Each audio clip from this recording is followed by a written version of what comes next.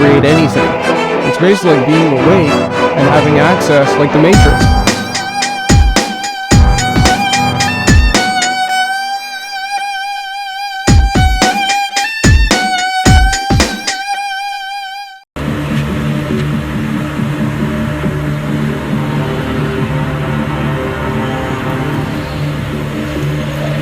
What do you see?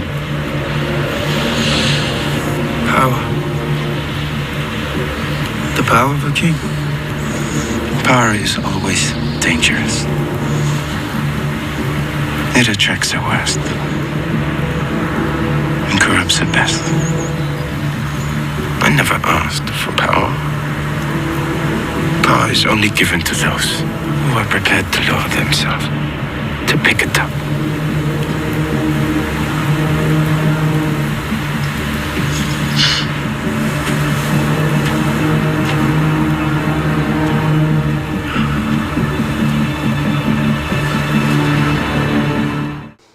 So what's good, bro? How you doing? Oh, you know, another day in paradise. Bro, it's been a minute. Figure out where this world's going, what to do. What life is, what life is, how we got here, where we're gonna go from here. What happens when we die. Yeah. Fucking... all the million-dollar questions just running through your head. Yo, you know what's crazy? What's that? Not to go like crazy off topic, but I'll be really quick though. I had a dream the other night where... Dreams are so nutty, bro, because they're real. Like, tell me... Sorry, I spit on you a little bit. Good. I'm chewing venison for those of you that get annoyed by people chewing. Get annoyed. But, but it's fucking damn good. I had a dream the other night. I write all my dreams down. I dream every night. And more and more recently, I've been able to wake up in my dreams and realize that I'm dreaming. And I think there's something to that. I think eventually I'm going to be able to lucid dream and control my dreams. And because it's been happening more and more often, you know, so like it stands to reason that it will eventually happen more and more and more and more and more, and then get to the point where, I mean, if it continues at that rate, scientifically or mathematically, eventually I'll get to the point where it'll happen every time. And then I'll be able to figure it out. And when you're in a lucid dream, you can control everything. You can fly, you can talk to the people, you can create anything. It's basically like being awake and having access like the Matrix.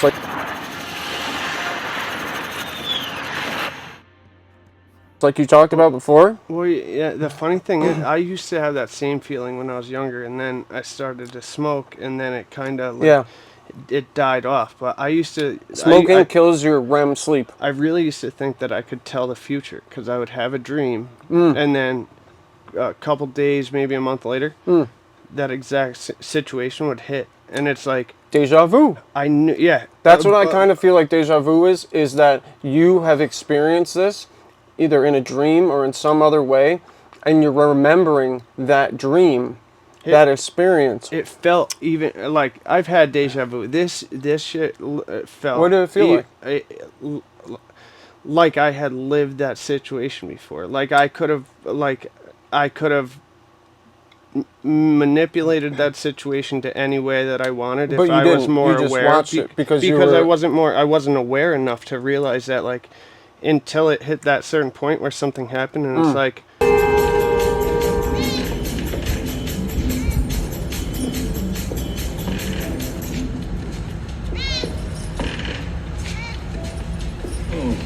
Deja-Vu. What did you just say?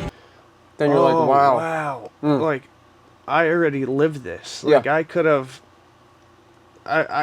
manipulated this situation in whatever way I wanted because I saw it coming. I felt it coming.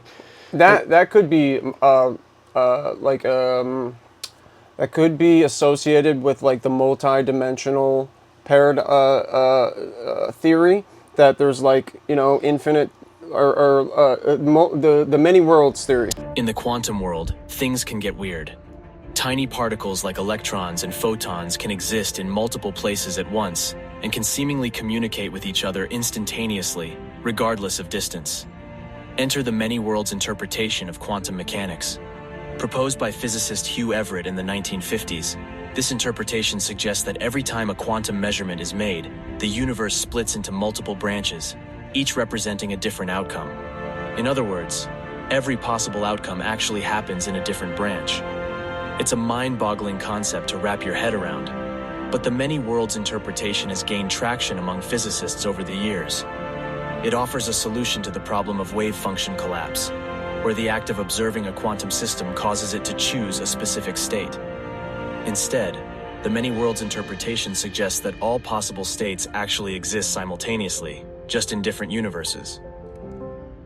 Whereas like there's an if this is infinite, the universe is infinite, then there's an infinite number of worlds with us on it, and we're all doing different things, similar things, and we can connect with each other. But with me, just to like, I don't believe that necessarily. I don't disbelieve that either though, because we have no idea what the fuck we're in, and I feel like dreaming is no different than this.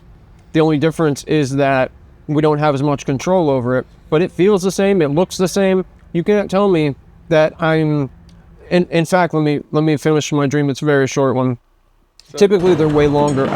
Technically, there were 2 dreams, but I don't want to tell you about the second dream because it was brutal. There were many murders. I had to kill people. It was like nuts. And usually before, when I was younger, I think this was because I had a lot of anxiety. I still have anxiety, a lot of anxiety, but I was afraid to speak up and stuff like that. And I was afraid to like fight people, and I'm afraid of confrontation. Yeah. Now I'm not. Now I'm like, I don't want confrontation. For it, but if it comes to you, I'm gonna react. Yeah. I'm gonna move back no matter what. I'm never trying. Even if they swing on me, I'm still pushing away. You're gonna try to de-escalate. Yes, no matter what, until I feel like I'm in serious danger, and then I'm gonna murder you. Yeah. But anyway, so this dream. Oh yeah, so I would imagine, psychologically, if you were to look at it from like a psychological lens, that would make sense. That the moment I started doing jiu-jitsu and Muay Thai and that shit, and learning how to defend myself, then I started kicking people's asses in my dreams. Yeah. You know what I mean? And that it goes hand in hand because it's the same. So now I'm a badass in my dreams, I don't run away. But I also kill people, and it's sad, it's scary. But they try to fucking kill me. And pain is a real thing in dreams, at least for me. Like, I've been stabbed, I've gotten cut in half, I've gotten, like, ligaments fucking cut. I was in a Colloseum one dream, and every time, like, there were, like, rounds, and every time I would have to, like, dodge it, like a video game. And the last time, I thought I got it, and the guy fucking cut me in half, and it fucking hurt so bad. See, but all of my dreams, I never make it to that point. As soon as that point's about to hit, it's because you smoke. Yeah. Well, not necessarily just because of that. That has a huge, that's a huge issue or a huge factor, because it has something to do with suppressing your REM sleep, and REM is what's called rapid eye movement. That's dreaming. Literally. In fact, if you don't get REM sleep and you get 20 hours of other sleep but no REM, you don't feel like you've rested, which is very interesting, because why do we need to go to this matrix world in order to like recharge ourselves? And I have thoughts about that too. I don't want to get too far into it, but I think that might be a connection to some either extra dimensional place that we are recharging maybe our soul energy for this place. Yeah. Because literally, if you deprive people of REM sleep, just dreaming sleep, they'll fucking die. Yeah. Which is nuts. It's like, we need the REM sleep. Now, all the deep sleep, all that other shit is important and it's good, but it's not the main thing. Yeah. So anyway, my dream really quick. I was in a living room, kind of like this. I'm right here. Over here is a couch, similar to this couch. People on it, girls, guys. And my dog, Lily, she's died, but So she was beautiful golden retriever, so nice. Everybody's talking, and then the dog talks English. My therapist thinks he's figured out what my problem is. Oh, yeah? What does Sigmund Freud think it is? He, thinks I'm in love. Oh, my God! You can talk! Never mind. And I'm like, whoa! Like, usually you don't notice things in dreams that don't seem real. You just like let it happen. Yeah, it just rolls. But with this, as I've been saying, I've been waking up more. So I'm like, whoa, you just fucking spoke. And then I'm like, what has happened? I literally went like this, and I'm like, what is happening? I'm dreaming. I must be dreaming. Am I dreaming? And then they all, in like, whatever, where they're all in like sequential order. Like a Congo line? They all said it at the same time. They were like, "You're not dreaming," and then I was like, "Yeah, I must be dreaming." And then they were like, "Yeah, you're dreaming." They all said it at the same time. But here's the thing. So I was gonna jump out this glass window behind me, just to like wake up or do something, because I panicked. You didn't. Well, here's the thing. Was I knew I was dreaming, but because it was so real, I couldn't. And then on top of it, everybody else in the dream telling you, that just is extra reassurance that that's actually where you are. So it's like that they is said a crazy mind fuck right there. Dude, the dog was talking. So you know what I mean? I'm dreaming. It's just so my point is it was so real that I'm like, you know what? If I jump out of this fucking window and die, then I'm gonna like that would suck for you know, in case I'm not dreaming, because I couldn't tell the difference at all. Like I tried everything, I pinched myself, so what I did, funny enough, I have a common theme with this, was I turned around and I'm like, okay, you know what, fuck it, and I grabbed like the hands of the two hottest girls there, and I'm like, you want to come with me? And they're like, sure, because people in your dreams tend to like just go along with everything. Just like I feel like they went along with me saying I'm in a dream, because they're like, you're not in a dream, and then they went along with, yeah, you're in a dream. So they came along with me, and I brought them into the bedroom to go and fuck them. And then I woke up, and I'm like, no! Motherfucker, where'd these girls go? Yeah, well, that would have been awesome to remember. Yeah, see, I remember some of my dreams, but very rarely do I remember anything like vivid like that. And yes, I 100% think it has to do with smoking weed. And because when I did stop smoking weed, I started to actually get back to that point where it felt like my dreams were telling like my future, telling me what was going to happen, what was coming. Right. A lot more often shit was correct through my dreams, and all of a sudden came to life in real life, and it was like, am I like what's happening? Spiritual powers? Like what the fuck is? And then to the point that I'm even asking like my brothers, my parents, like, is this a normal thing for like to like have a dream and then have it come? And everyone always downplayed it as like deja vu, premonition, deja vu, and it's like, this is more than deja vu. This isn't just it's a connection to something. Yeah, this isn't just like a weird feeling that I'm getting when something happens. This is literally, I remember this dream happening, and then I go here and this exact same situation plays out, and it's like, what is that? What is going on here, and where is this all coming from? I have so many theories that I could have for that. I've thought about this forever. It also makes you question, like, do we have free will? Because if we did have free will, then you wouldn't be able to tell the future, because people could change their own, futures. Yeah. So then you begin to wonder, okay, maybe timelines, like the infinite worlds. Psychologically speaking, they call Deja-Vu, they've researched it, and they've come to the conclusion that Deja-Vu is your mind, and they haven't come to the conclusion, but they've came to a theory. Their best theory so far is that potentially Deja-Vu is our brain is just kind of it can't keep up, so it kind of like stutters, and so when it stutters, it makes you feel like you've already been there, but really you haven't. But I've beaten that theory because I've been with my sister, and I literally told her, and she can confirm this. I was in the moment, because you get once you're in it, it's.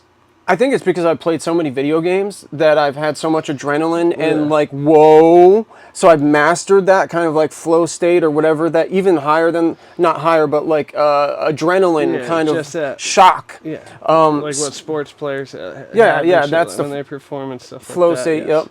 yep. I don't know if I would call it flow state, but it was definitely some kind of adrenaline shock. And so anyway, I was able to like notice it, and then be like, whoa. And my sister and I were on the couch watching TV. This was a long time ago. And I said, I'm having deja vu. Because like you were saying, you wanted to say something, but you couldn't yet control it. That felt crazy. I immediately just blurted it out. I said, I think I'm having deja vu right now. I've already seen this. This is the next commercial that's going to come up, and these are the words that they're going to say. And she's like, okay. Because my sister knows, like, we've had some really crazy, I can't tell you the amount of insane coincidences that have happened with my family, with my sister and I especially. It's you can explain all of them coincidentally, but it gets weird. You know, that's all I can say. So it's like, how many coincidences do you need to, like, in very specific ways? And I'm going to mention another coincidence when we get further into the DMT, that like it's eventually it just makes you wonder.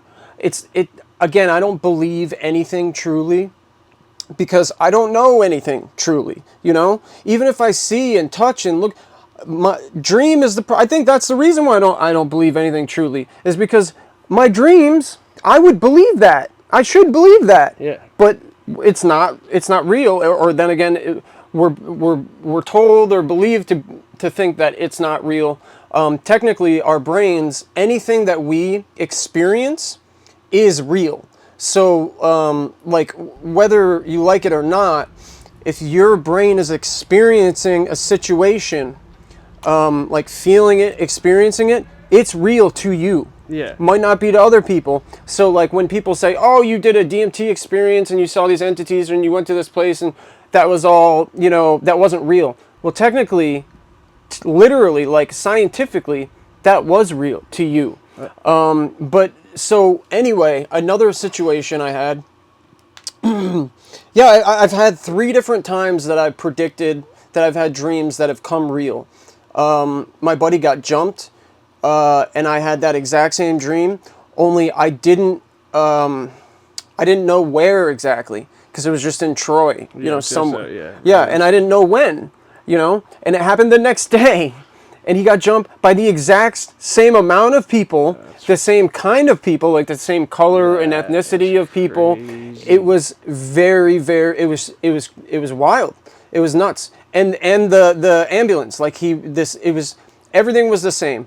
I can't say everything was the same, but that's an interesting mind slip. You know, if my mind just you know, like they said with their theory, if my mind really just like forgot a step and it was running too slowly, and it made me think that, you know, that I was really experiencing it, but not, because that's what they're saying, is that it's not real. Your brain is just running too slow, and then it tries to compensate and gives you a story or a feeling.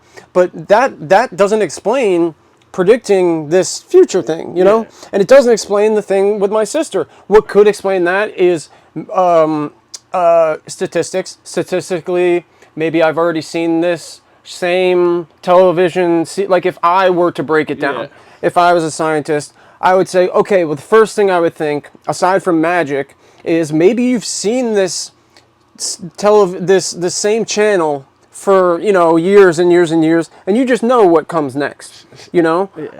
But specifically with that, it wasn't a commercial. Well, the first one was a commercial, and then the second one was like part of the movie that I said. So it was like it was a twofold thing, and a movie I hadn't seen. So it was just very interesting, but also a commercial I hadn't seen. But that would be the first thing I would dissect. There's so many things that I could dissect about it, but that's it. Just opens the floodgate. It opens the portal to what is real and what is possible. Dreaming itself, man. It's like I saw I saw the dog talk. I said I was dreaming, but because I was going to jump out this window, but because it felt like this. It felt like this. I pinched myself. It felt like this. Everything was real. Everything. It was real. Then I made this secondary option of like, okay, well, if I have all my senses and everything's real, then I'm going to get laid. You know? Because I still knew that I was in a dream. I want to be here. I don't want to jump out a window. I'd rather get laid. Yeah. Yeah. It's a good next step. I don't know why the first one was to jump out a window. Yeah. It's because death, usually you wake up. But now I've learned, like, through dreams, first of all, that doesn't always happen. I've died many times. Like, when I got cut in half, I kept going through that process, like, 15 times. You just wanted to see if it would hurt jumping out a window. I don't know, honestly. I don't remember my train of thought. I grew up going to church and stuff like that. So Yeah, me too. I do believe in some sort of higher power, God, because I'm opposite going through of- addiction and stuff like that. I begged and prayed and I was going through the worst withdrawal of my life. I didn't want to be here because I thought I'd ruined everything in my life, and I begged for for help. And I woke up the next day and I wasn't cured, but I was well enough to take the steps to get myself help, and I haven't gone back since. So it's like I've had a similar situation, but just not that.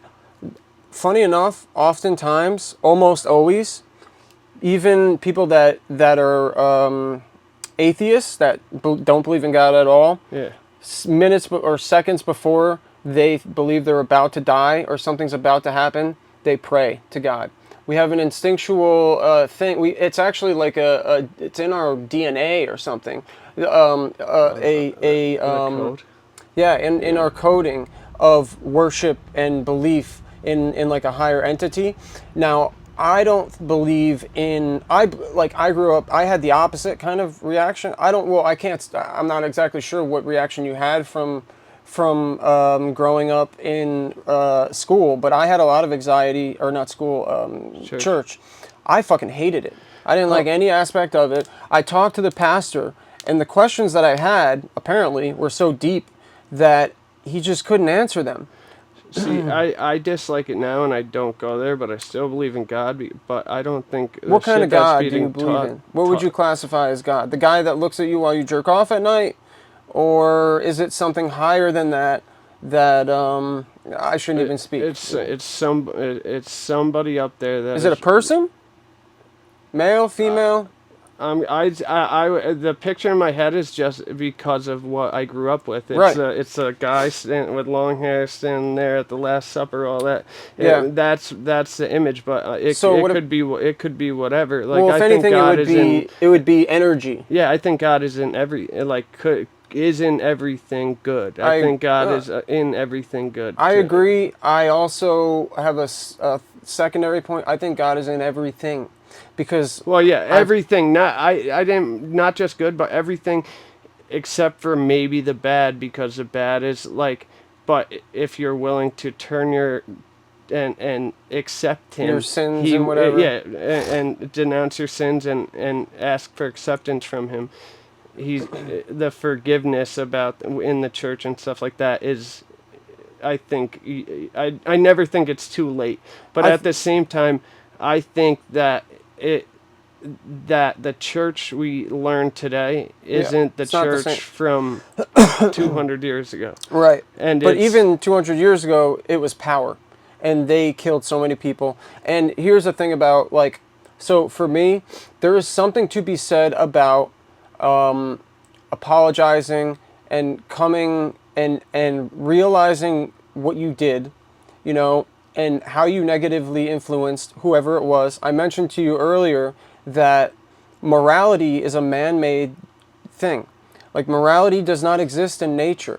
It's man-made. Like in morality or in nature, you know, you would think that something killing something else would be a bad thing, because it is. At least we come to that conclusion. For us, to us, because us, we're sensitive and we see a little animal getting eaten by a big animal, and it's like, oh. Well, even not even that, like, because I don't feel that way anymore. Like, but so we would think that one thing killing another thing is bad, but when you break it down, this animal will starve to death if he doesn't eat. He needs to eat, right?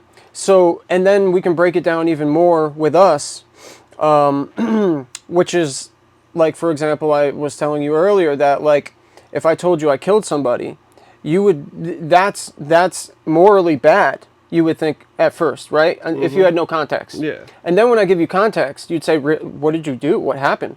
And then I said, somebody broke into my house and they started shooting and tried killing my kids, and I shot them in the head and killed them. And then, now I don't have to apologize for anything. You know what I mean? It's like, I might have to, it would still maybe haunt me a little bit, but I think asking for forgiveness has nothing to do with the fucking guy who's going to tell everybody else your secrets, by the way, you know, because that's really, to me, what it feels like is when you have that pastor, it's a way of getting information of everybody, the most powerful people, getting all their sins and, you know, everything that they did bad. And now you have that power over them and you can manipulate them. I think they utilize that, but aside from that, I think you can do it alone. You don't need somebody to, like, forgive you. I don't really believe, now I don't really believe anything, but, like, if there's something that I have, like, a strong opinion on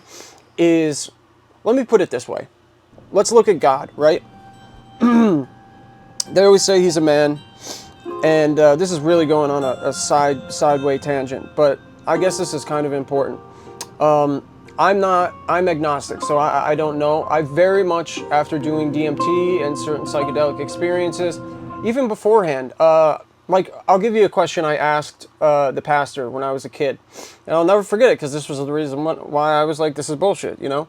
Now, maybe if he was a smarter pastor, or if he knew more, it might have been different, but I've never heard anybody answer this, you know, in an appropriate way. I asked him,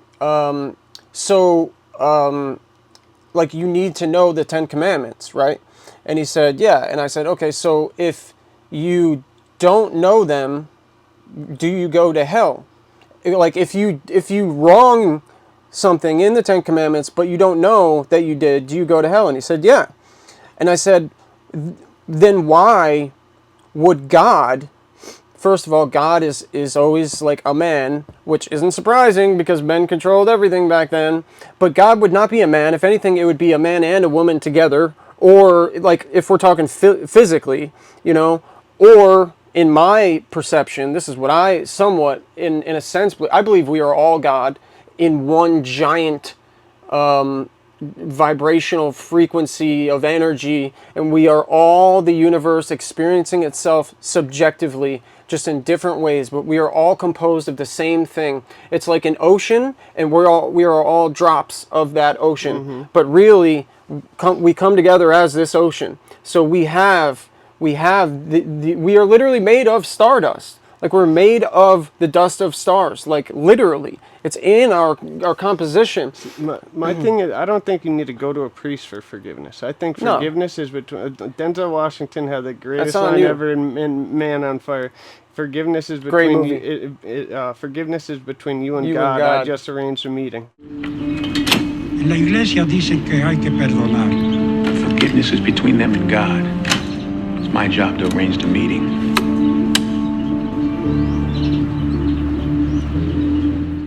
I love that.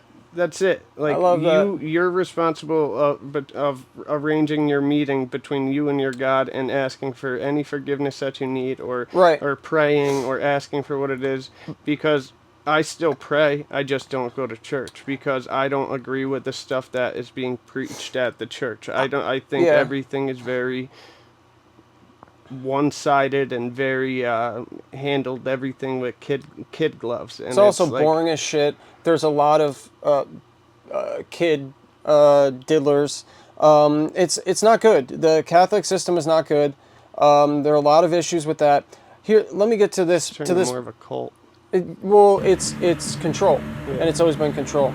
But my point about God is, if you're this omnipresent being, and you've made all of these beautiful things, clearly you've got plenty of Earths with plenty of other people and such, and you're this humble thing, you know. Why would you demand that they like worship you all of the time? It seems like a lot of the things in the Bible that are the way in which they're written, it's like they're written by a man. Like if a woman wrote that, it wouldn't be the same way. It's all egotistical. Like God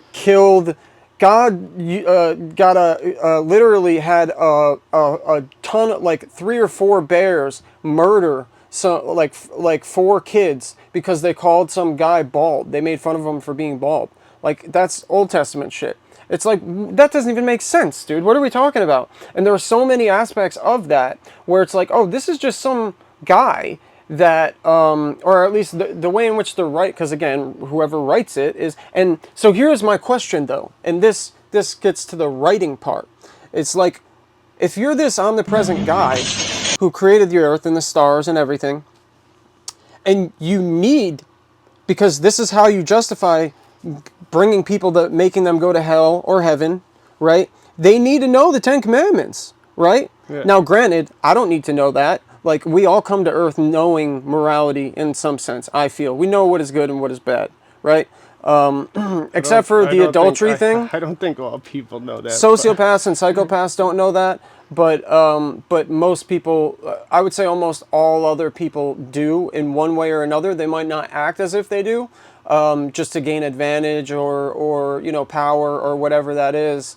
But we know deep down. I would be surprised if more than half the country knew half the 10 Commandments. Well, it's not about the commandments. No, I know, but what I'm saying is like that's where I'm going is like I think more people are seeing through the bullshit and seeing that like what is being said there isn't what was being said there when I was a kid or my dad was a kid or this. In the commandments? That. No, just all of it in general. Religion. Just all of Catholic Church. Yeah. Doesn't seem like it. It seems like it's altered writing its own book now instead of following the book. Yeah, like, but what is that book? And this is where I get to is like, who fucking wrote that? So this was my question to the pastor. And this is a question that nobody's answered so far, and this is a question that you'll think about for a while now, right? So, guys, you're God. You created the heavens and the earth, right? All the stars. But you have this person write the 10 Commandments in, like, one language, in one place. Like, if you were God, if I was God, and I'm a human, I'm not even a God. Like, this guy should be entity should be way smarter than me. But what I would do, just thinking about, I thought about this in 2 seconds and I was a child. I would say, I said, Pastor, why wouldn't God put the 10 Commandments in every language written in the stars so that people can know them and see them at night? That way nobody goes to hell for no reason. And he didn't have an answer at all. And from that point on, I realized, okay, well, this guy's not going to help me, and if he doesn't know, then also it doesn't matter if he knew the answer or not, because that just shows that God, whatever God they're talking about, didn't even think of that. Like, so maybe he couldn't do that. You know what I mean? It's like there are a lot of stories that we have. The Bible has so many incredibly great and necessary things in it that when you follow are so important. 10 Commandments are great. I don't know the 10 Commandments. I know, you know, thou shalt not kill, thou shalt not steal. I know there's something about impregnating your friend's mom. Adultery. No, it's something like if you impregnate, it's okay to impregnate your friend's mom so long as you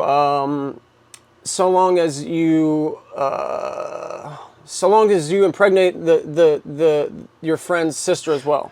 No, I'm fucking kidding. I gonna was trying to say, make a I joke. was I was trying to make something I was funny. gonna say, Jesus, I missed that day of fucking religion. It's well, some of the shit is so. Let me put it this way. Oh,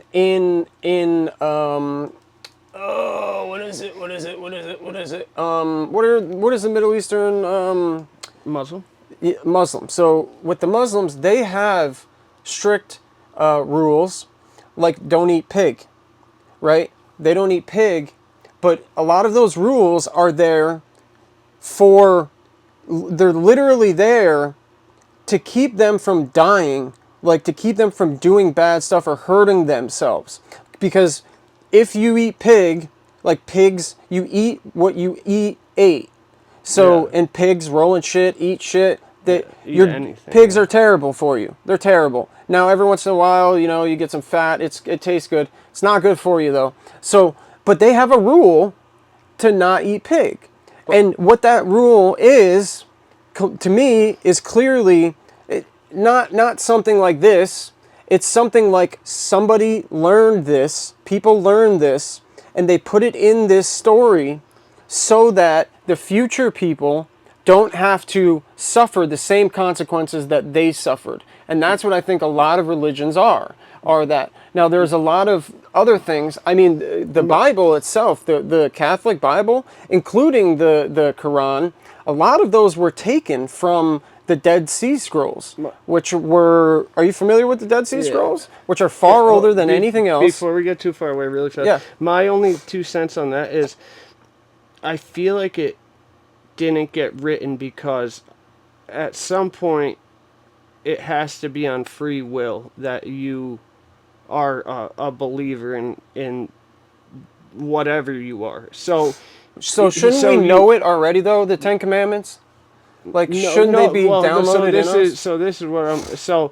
this is why you learn it, because you figure if you want to learn it, you learn it, and then you basically keep following that path. But if you don't have the ability, sorry for interrupting, but if you don't have the ability to learn it, or if it's in a different language like a long time ago, then you automatically go to hell.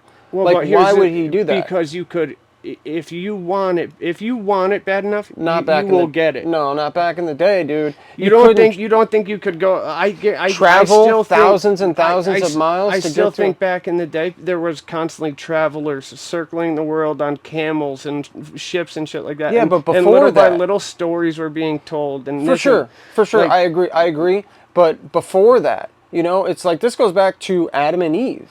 Well, but then you're talking about the apostles, and the apostles are the ones that were then spreading the word of that's what I'm saying. But they were out spreading the word of Jesus because of they got the first-hand knowledge, and then they basically believed so hard because he was resurrected and everything that then they went out and were like told all these stories of him because of everything that happened, like being killed on the cross, coming back to life, like the rock being moved, all that. Like, I think I have suspicion. I think religion is a very crazy. Just that. Somebody getting put on a let me put it this way, because I do this with everything. I just did it with my story. Before I go to magic, I have to look at all the reality of it, right? Like, this is what I would do if I were to fake something, right? Okay, if I'm Jesus, what would I do to fake, to make it look like I died and then I became resurrected? First thing I would do, find somebody that looks exactly like me. Second thing I do is have somebody beat the shit out of him. I might do it myself. This is for God, right? So that they know, they can't exactly tell that it's me, but they think it's me, right? Looks just like me. His face is a little screwed up, so you can't tell for sure, right? Let him die. You did it. He did it for God. And then I would get into that place, or maybe I'd stay in there for, like, before they even got there, hide in some kind of, I'm sure there were many places, because who's going to expect somebody to hide in there? Who the fuck cares? Then you've got this stone. I don't know anything about stones like with that, but I mean, you could tell, you've got apostles and you've got people, you could say, yo, fucking, dude, with a stone, if you have leverage, You know, you put something under that stone. If it's wide enough and thick enough, and you have enough weight, you can move. You can move really heavy things with physics. You know, it's. I mean, how else how do they move the stone? You know what I mean? It's like this. It's not like the stone was like unmovable. So that's what I would do. Is all I'm saying. My only my only thing there is he said specifically that he has to die for others to live. It had to be. He had to be. Yeah, the ultimate sacrifice. Yeah, so he made the ultimate. How honorable, and it's like the most honorable thing you could do. And how honorable would it have been of God or Jesus to be like, all right, I need you to die for me today. Yeah, but why would he come back?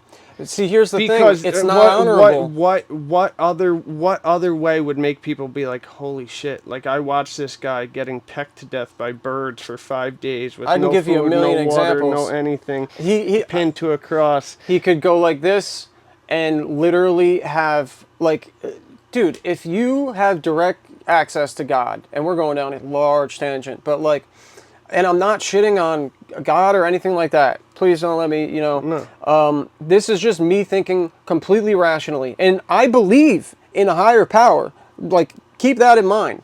It's just not a person that is watching me. Not. Also, you have to understand where the stories from the Bible come from, and that a lot of stories were taken out from the Bible, like the Book of Enoch, which is one of the most important stories ever, which he was taken on God, quote God. By the way, Elohim is what was used to describe God. Elohim.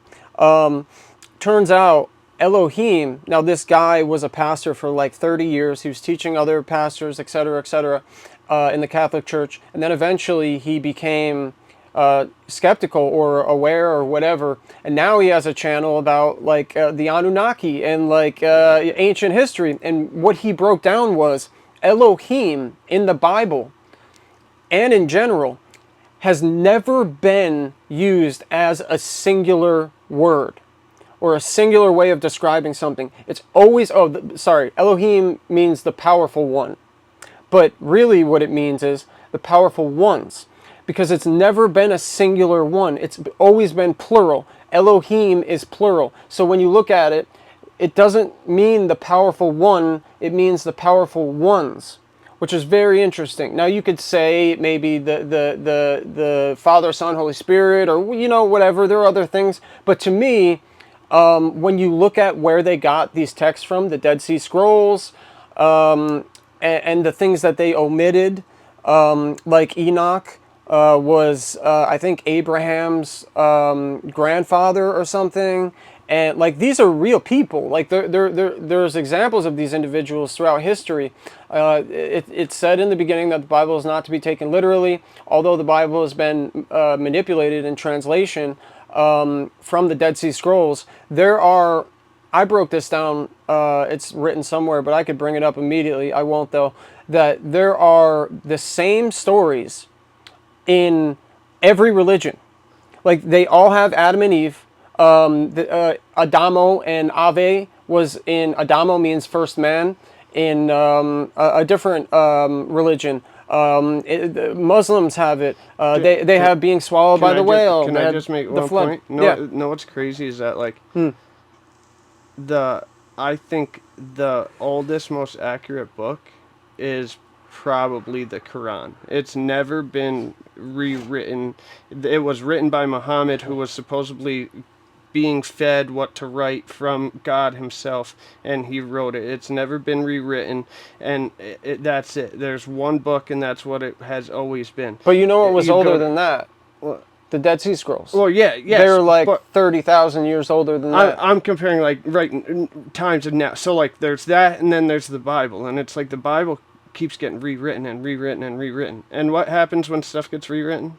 People choose to leave stuff out. People choose to omit shit. People they choose add things. To put things in an order to which they gain more power and they gain more of this. That's why I say it's written by a man. And where it makes somebody look maybe a little bit better or whatever, depending on what sort of stance that writer's taking. But if you're rewriting the Bible, you're going to try to glorify God as much as you can.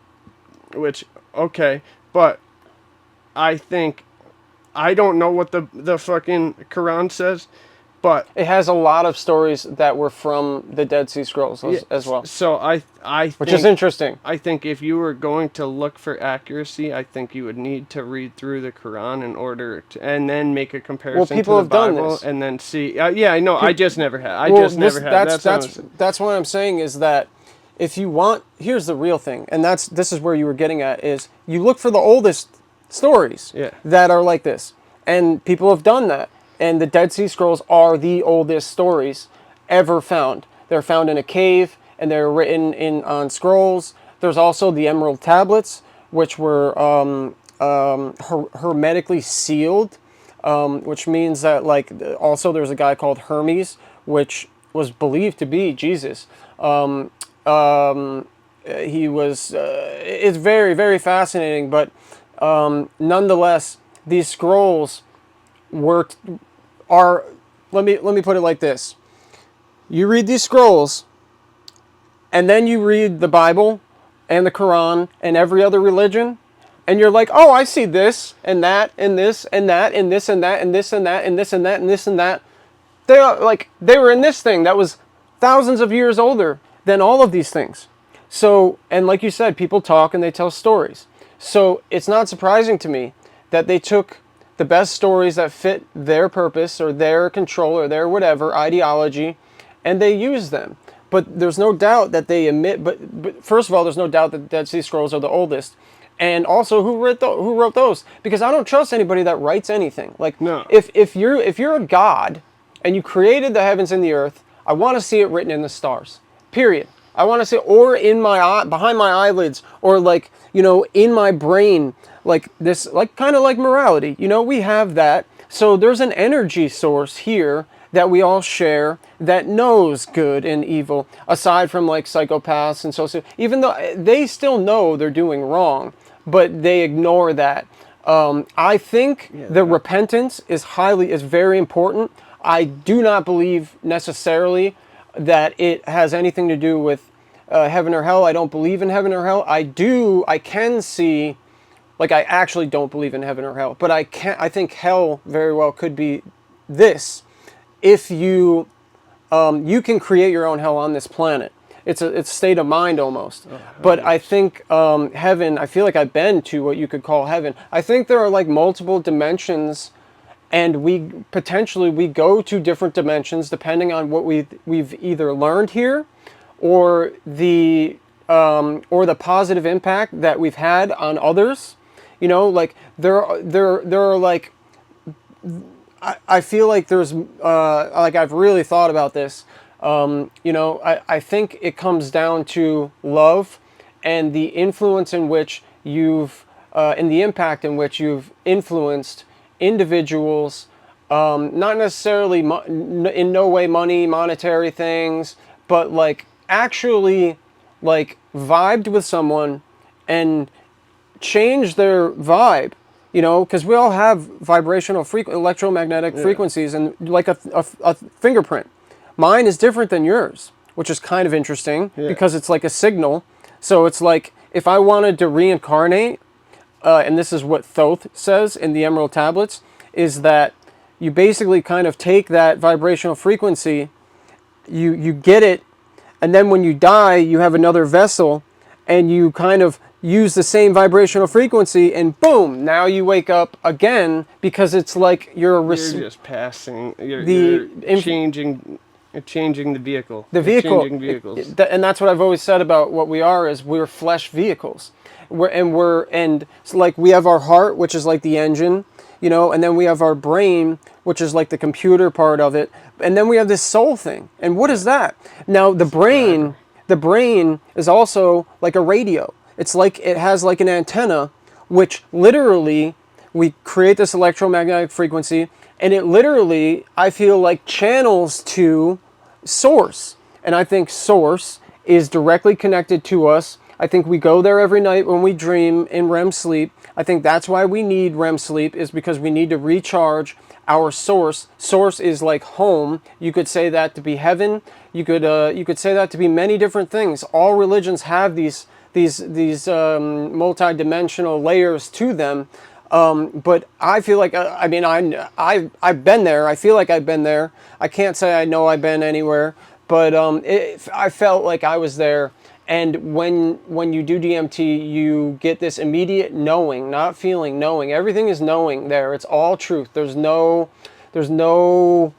non-truth. It's astonishingly mind-altering and mind-blowing.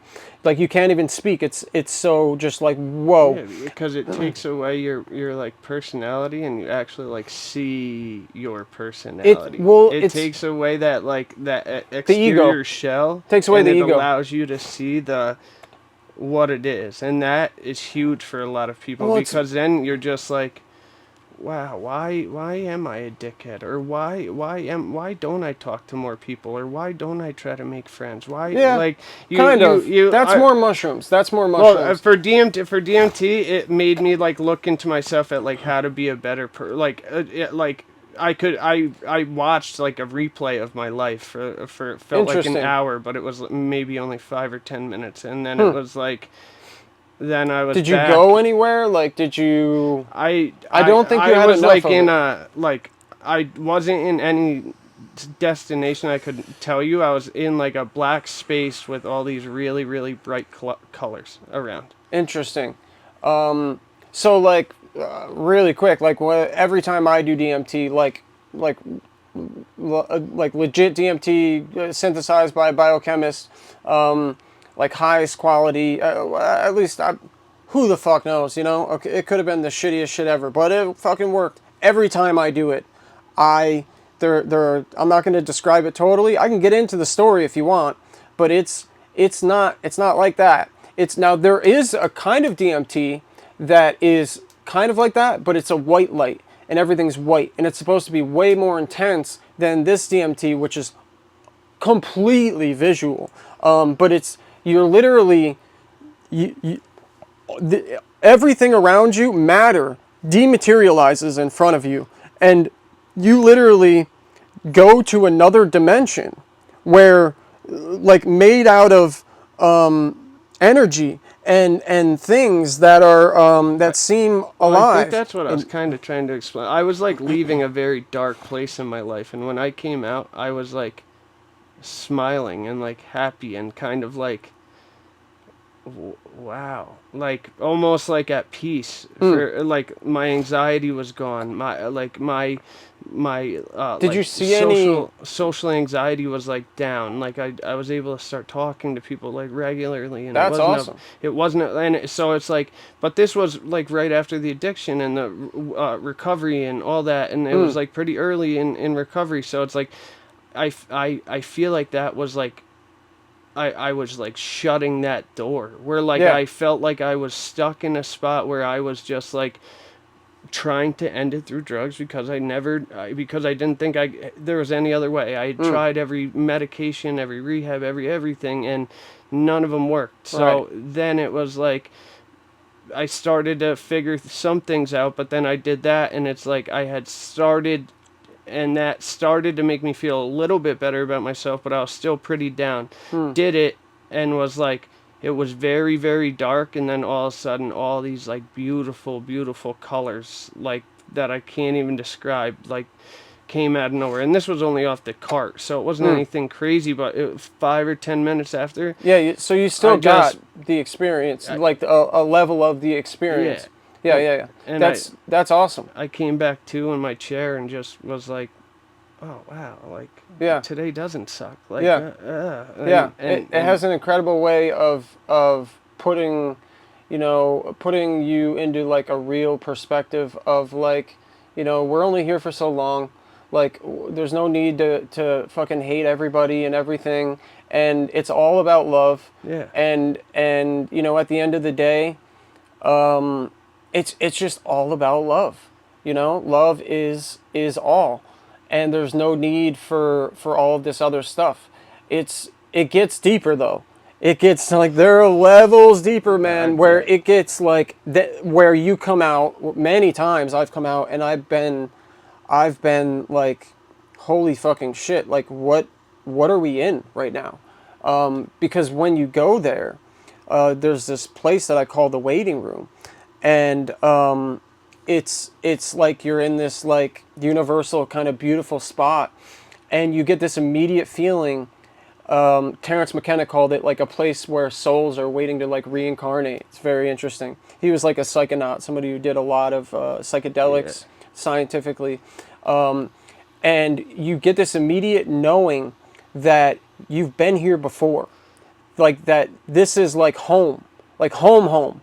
Like not this kind of home, but like where your soul's feel, home. where you feel the most comfortable. Where your soul is from, you know? It's really interesting. Pikachu.